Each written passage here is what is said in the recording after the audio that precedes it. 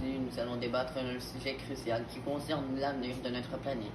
Je parle bien et bien du réchauffement climatique.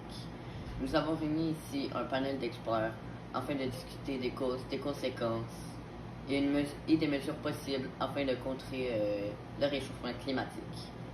Nous commencerons par exposer les arguments des deux experts que nous avons sélectionnés. Puis nous donnerons la parole aux experts Théo et Jérémy qui vont approfondir la discussion. Je vais commencer par présenter les deux arguments principaux. La position 1. Le réchauffement climatique est principalement dû à l'activité humaine. Cette position soutient que les émissions de gaz à effet de serre provenant des activités humaines, telles que la combustion de combustibles fossiles, sont la principale cause du réchauffement climatique, selon les scientifiques du groupe d'experts intergouvernemental sur l'évolution du climat, chez IEC. Il existe un consensus solide sur le fait que les activités humaines contribuent au réchauffement climatique et aux changements observés dans le climat mondial. Les émissions de CO2 et d'autres gaz à effet de serre résultent de la production d'énergie, des transports, de l'agriculture et de la déforestation. Les conséquences de ce réchauffement climatique sont déjà visibles, notamment à travers l'élévation du niveau des mers, l'augmentation de la température moyenne, l'intensification des événements météorologiques extrêmes et les perturbations des écosystèmes. Comme ici, on peut voir dans la forêt une micro-rafale. C'est une tornade, mais en plus petite, qui fait des énormes ravages. On peut voir cet arbre d'au moins 90 mètres de haut exploser. On peut regarder ici les racines complètement bousillées et le campement défoncé. Ici Théo.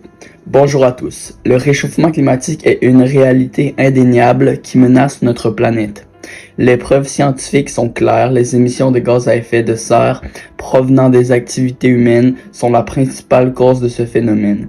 Les activités telles que le combustible fossile, la combustion, l'industrie, l'agriculture intensive et la déforestation libèrent d'énormes quantités de CO2 et d'autres gaz à effet de serre.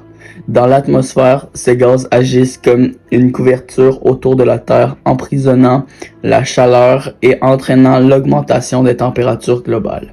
Les conséquences de ce réchauffement sont alarmantes, allant de la fonte des glaciers à l'acidification des océans, en passant par l'augmentation des événements météorologiques extrêmes. Il est essentiel que nous réduisons notre dépendance aux énergies fossiles et que nous adoptions des sources d'énergie propres et renouvelables afin d'atténuer les effets du réchauffement climatique. Bonjour à tous. Je suis en partie d'accord avec Théo, mais je pense que le rôle de l'activité humaine dans le réchauffement climatique est souvent exagéré. En effet, il est indéniable que le climat a toujours connu des variations naturelles. Indépendamment de l'activité humaine, les cycles solaires, les oscillations océaniques et d'autres facteurs naturels jouent un rôle majeur dans les variations climatiques. En effet, les modèles climatiques actuels ne tiennent pas pleinement compte de ces facteurs naturels et surestiment l'impact des émissions de gaz à effet de serre d'origine humaine. De plus, les mesures proposées pour réduire les émissions peuvent être coûteuses et causer des perturbations économiques importantes. Nous devons adopter une approche équilibrée qui tient en compte à la fois de la protection de l'environnement et du développement économique. Le réchauffement climatique est une réalité incontestable. Il y a des conséquences désastreuses sur notre planète. Les preuves scientifiques sont accablantes. Les émissions de gaz à effet de serre d'origine humaine sont la principale cause de ce phénomène. Les activités telles que la combustion des combustibles fossiles, l'industrie et la déforestation libèrent d'énormes quantités de CO2 dans l'atmosphère qui entraîne un piégeage accru de la chaleur et une augmentation des températures globales. Les conséquences sont alarmantes. La fonte des glaciers, l'élévation du niveau de la mer, les événements météorologiques extrêmes et les perturbations des écosystèmes. Nous devons agir rapidement et de manière décisive pour réduire nos émissions promouvoir les énergies renouvelables et adopter des pratiques durables. Bien que je reconnaisse l'importance du réchauffement climatique, je pense qu'il est essentiel de prendre en compte les différentes perspectives lors de ce débat. Il est vrai que les émissions de gaz à effet de serre ont un impact important sur le climat, mais il est également important de reconnaître que le climat a toujours connu des variations naturelles.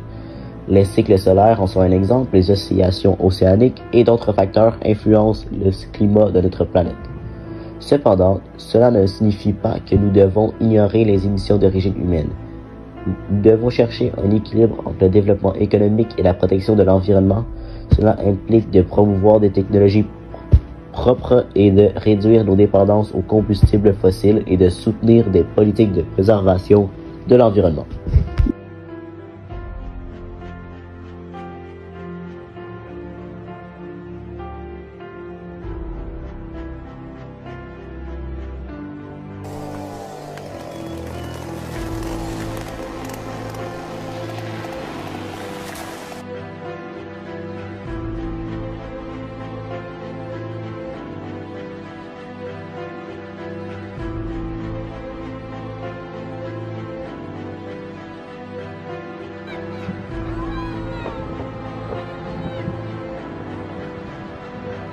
Qu'est-ce qui est pour la position 2? Le réchauffement climatique est un phénomène naturel et le rôle de l'activité humaine est exagéré. Cette position affirme que le réchauffement climatique est principalement causé par des variations naturelles du climat et que le rôle de l'activité humaine est exagéré. Les défenseurs de cette position soulignent que le climat a toujours connu des variations naturelles, y compris des périodes plus chaudes et plus froides. Ils mettent en avant des facteurs tels que l'activité solaire, les cycles naturels de l'océan et d'autres processus géologiques pour expliquer les changements climatiques observés. Ils remettent également en question la fiabilité des modèles climatiques utilisés pour prévoir les conséquences du réchauffement climatique. Ce n'est pas principalement l'activité humaine qui cause le réchauffement climatique, car certaines activités humaines ne polluent tout simplement pas l'atmosphère, comme par exemple la cabane en bois sur laquelle le caméraman est actuellement et dans laquelle Théo est parti se cacher. Comme on peut l'apercevoir ici, la nature reprend sa place. En effet, mais malgré qu'il y a des cordes, cela n'influence pas la nature car elle reprend sa place naturellement. Maintenant que nous avons présenté les deux positions, je vais donner un truc pour contrer et les bouteilles en plastique, c'est dégage. Les bouteilles réutilisables, c'est la solution. Comme on peut voir ici, des polluants. Ici, il y a des papiers de plastique, des grosses feuilles, des bâches. Selon moi, c'est l'activité humaine qui fait la pollution ici. Je comprends l'importance de l'équilibre, mais il est crucial de reconnaître l'urgence de la situation. Les preuves scientifiques montrent que l'émission d'origine humaine sont la principale cause du réchauffement climatique actuel. Nous ne prenons pas de mesures principales à cause du réchauffement climatique actuel. Si nous ne prenons pas de mesures décisives pour réduire ces émissions, nous serons confrontés à des conséquences de plus en plus graves. Les politiques environnementales doivent être renforcées, les investissements dans les énergies renouvelables doivent être intensifiés et les individus doivent être encouragés à adopter des comportements respectueux du climat. Il est temps de passer à l'action avant qu'il ne soit trop tard. Je suis d'accord sur le fait que des actions doivent être entreprises, mais nous devons également prendre en compte les réalités économiques et sociales. Les politiques environnementales ne doivent pas être mises en œuvre de manière isolée, mais plutôt en intégrant des mesures qui favorisent le développement économique durable. Cela peut inclure des incitations fiscales pour les entreprises qui adoptent des pratiques écologiques, des investissements dans la recherche et le développement de technologies propres, ainsi que des programmes de sensibilisation pour encourager les citoyens à adopter des comportements durables.